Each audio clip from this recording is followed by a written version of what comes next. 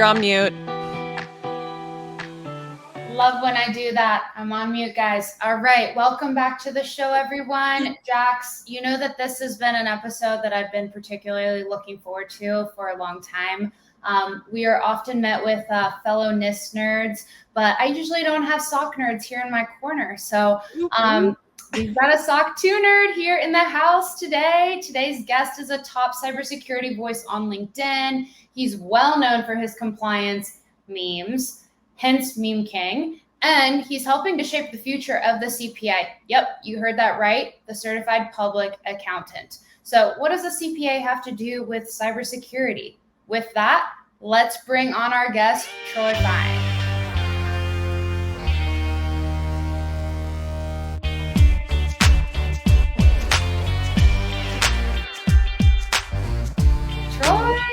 Thank you for meeting with Jax and I today. Welcome. Hey, thanks for reaching out. Thanks for including me, and thanks for calling me a SOC nerd. That's the first time someone's referenced me as that, but I'm going to take that title with me for a long time. I love it. Yes. So, Troy, to kick things off, academically, like you studied management information systems, and then you also threw an accountant degree in there.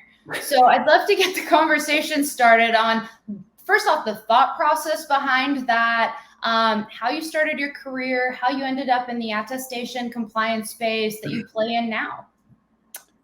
Yeah, I mean, you're right. I did just throw it all together and it came out good, right? How did I get here? I get that question a lot, but I mean, when I was in school, I started off in accounting, right? I just figured, hey, accounting's cool. And you're gonna get a lot of answers like this from me, like, hey, right, just do things, right? That's kind of my personality. But so I did accounting, but when I was in school, I don't know, like I never heard of cybersecurity. Probably wasn't even a word in the English dictionary yet when I was in college. This was 2000. I started college in 2005, graduated 2009. So 2006, 2007, I don't think cybersecurity was a word yet. But I knew IT, technology. I wanted to do something with that, right?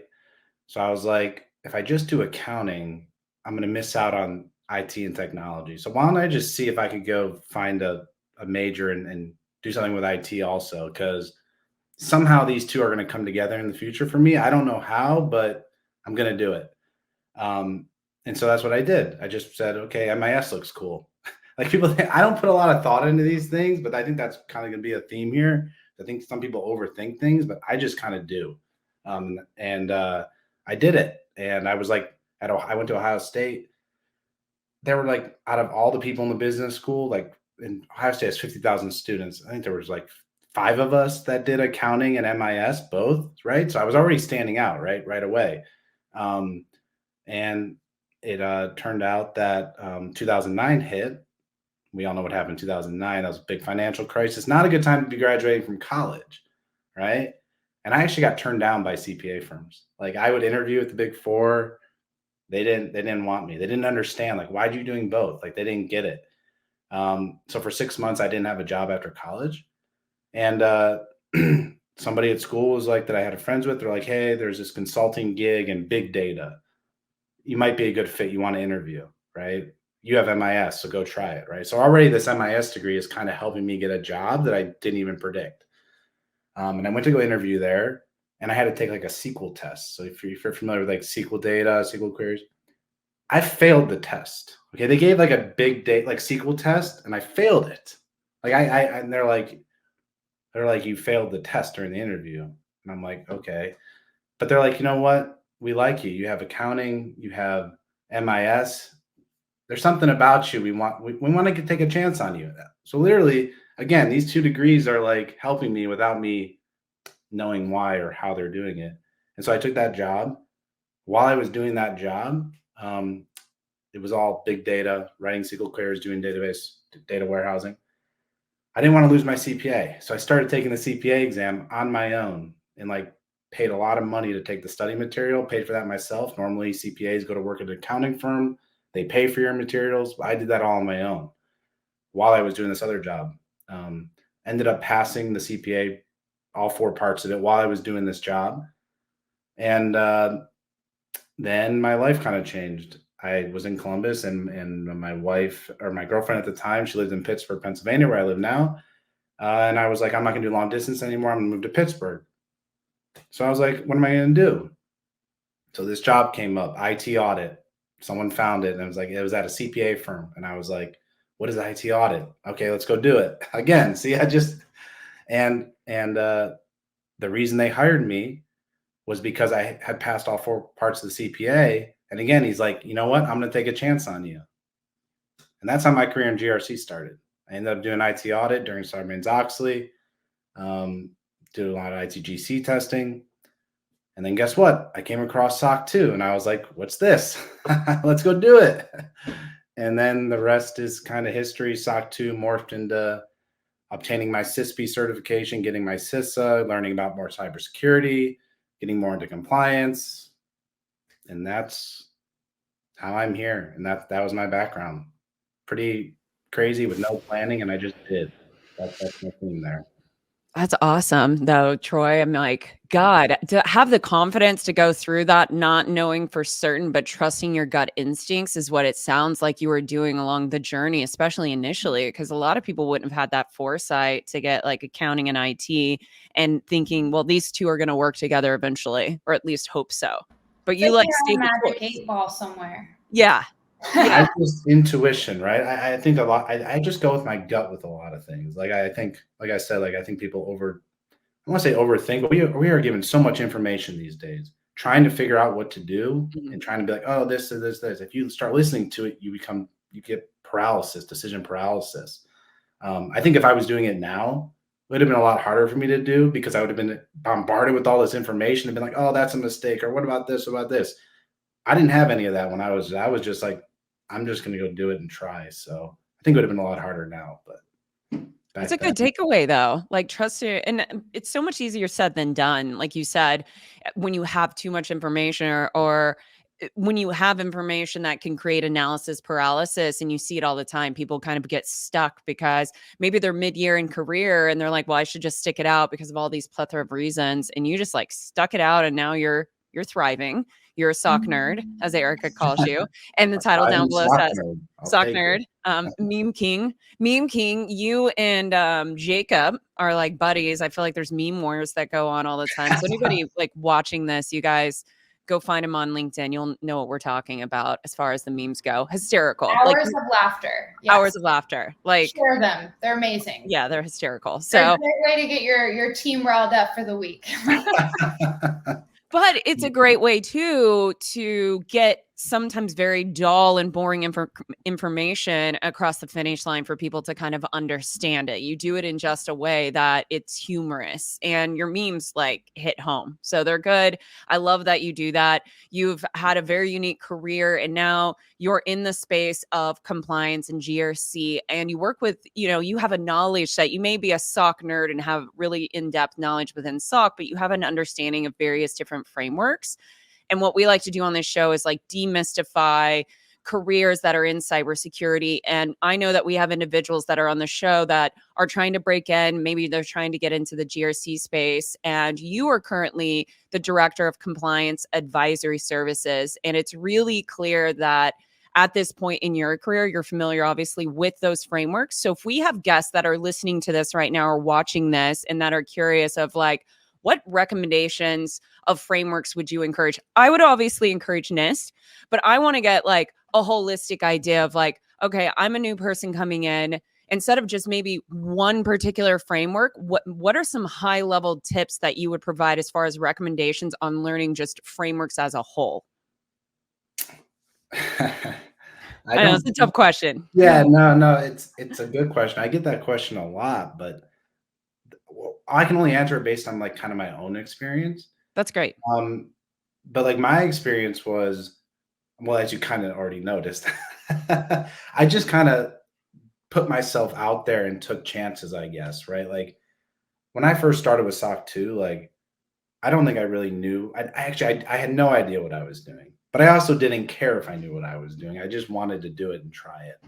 And I didn't let that stop me from trying. I think people stop themselves before they even give themselves a chance for like imposter syndrome or whatever the case may be. But I just, someone recently told me, fake it till you make it, only if you intend to make it.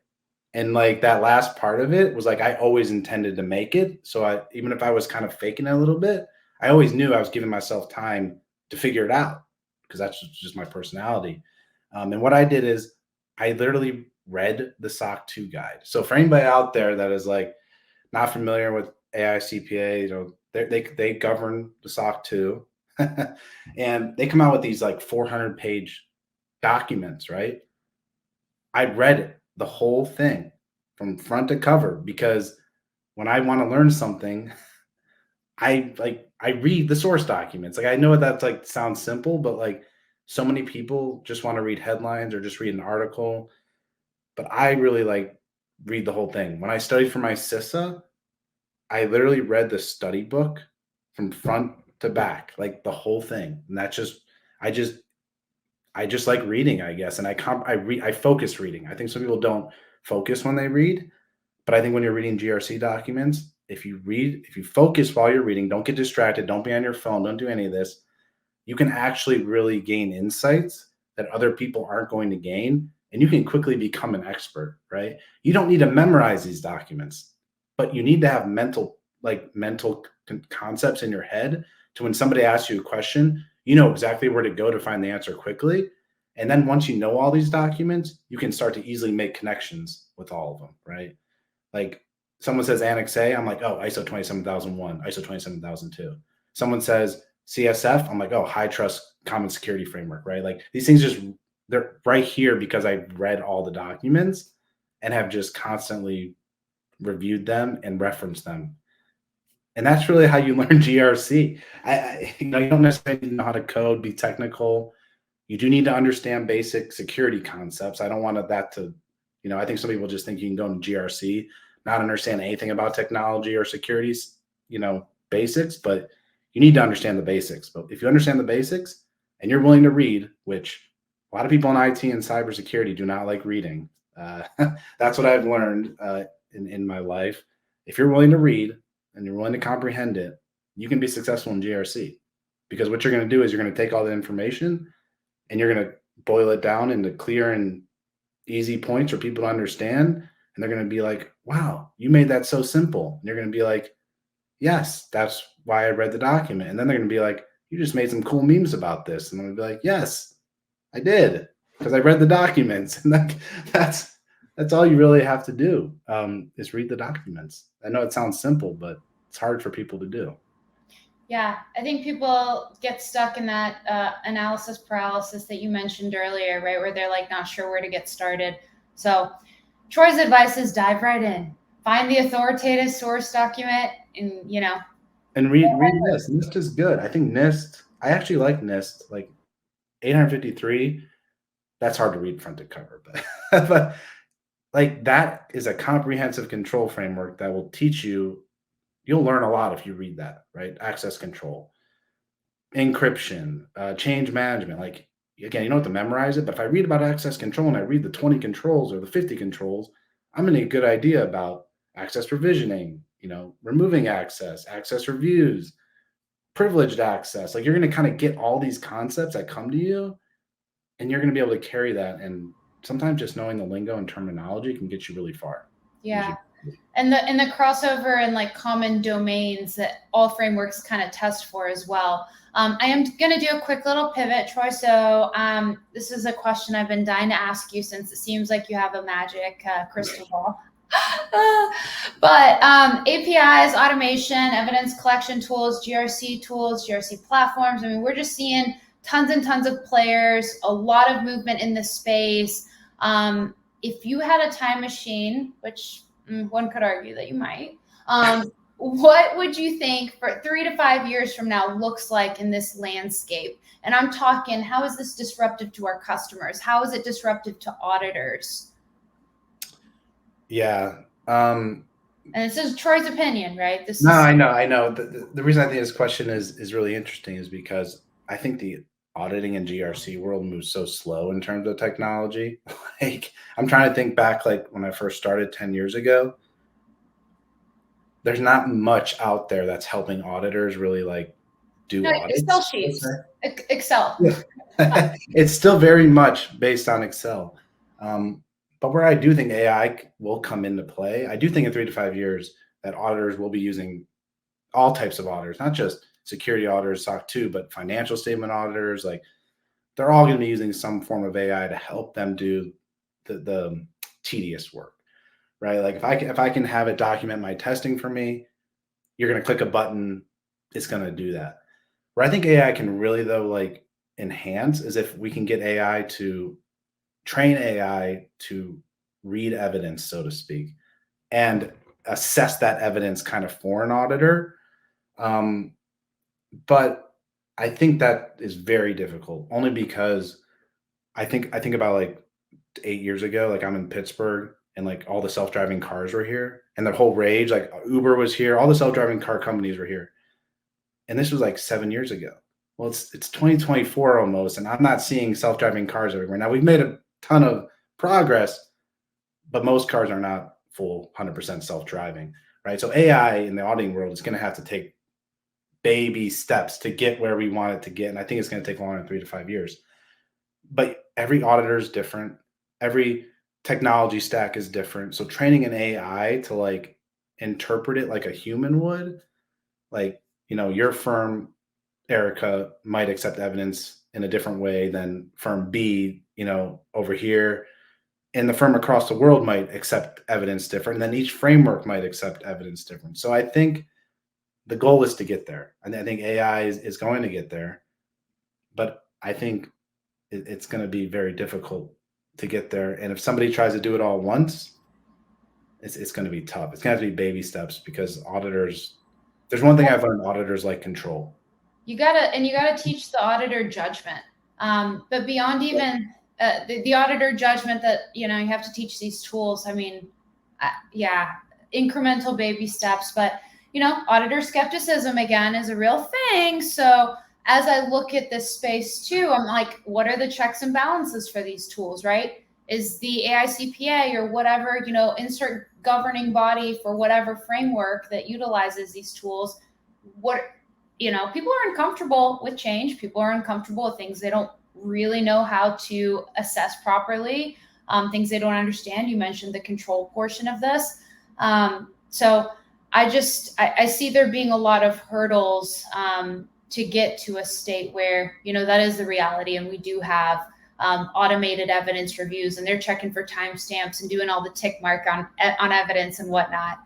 Yeah. And I think, with the, I think the bigger firms will invest in it, right? You're already seeing it kind of with KPMG, not just their own technology, but actually AI attestation services. Like I think KPMG announced that they're doing like AI attestation, and ISO just recently came out with 42001, which is going to be, well, they haven't come out yet, but it's in draft mode. Next year it'll come out with AI information management system. I forgot what they're calling it, an AI management system, but basically it's a management system certification for artificial intelligence systems.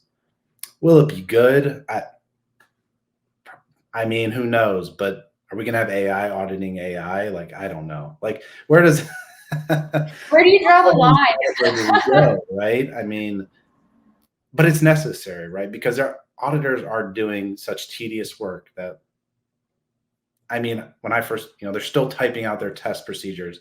They're still looking at sign-off documents of a sample of 25, right?